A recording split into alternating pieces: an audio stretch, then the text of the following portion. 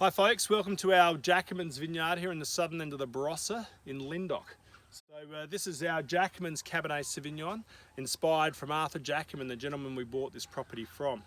Also inspired from these 1964 plantings of Cabernet.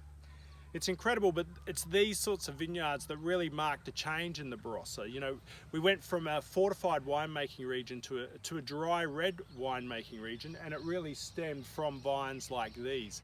It was Max Schubert really that drove that revolution back in the 1950s. In fact, his preference was for Cabernet, but there just wasn't enough Cabernet in the Barossa back then, so he opted to use Shiraz. So when wines like Grange were really released, it started this sort of thinking about dry red, and in fact it was the English market that was often used to drinking our fortifieds in the 1930s who had a changing palate and started to drink these sort of Bordeaux reds, which were sort of bigger, fuller and dry styles of red wine, and that prompted the Barossa to look at Cabernet as a new variety for the area. It was interesting, but the 50s and 60s, while they planted a lot of Cabernet, in the 1980s, when we had the infamous vine pull era, a lot of growers actually decided to rip their Cabernet out. You know, it just wasn't economically viable for a grower.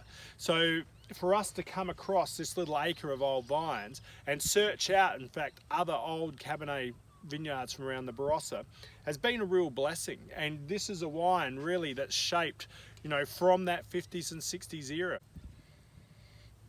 You know, I smell this wine and it's always just got layers and layers. We're looking at sort of like tobacco and tomato leaf. There's sort of herbal and herbaceousness about it, which is just sort of fantastic, and smell of like cassis, this lovely sort of ripeness to there. And then they're always pulled together with these amazingly refined tannins. They're dusty, they're chalky. They're grippy, but not overpowering. You know, it just extends the flavour and the palate of this wine.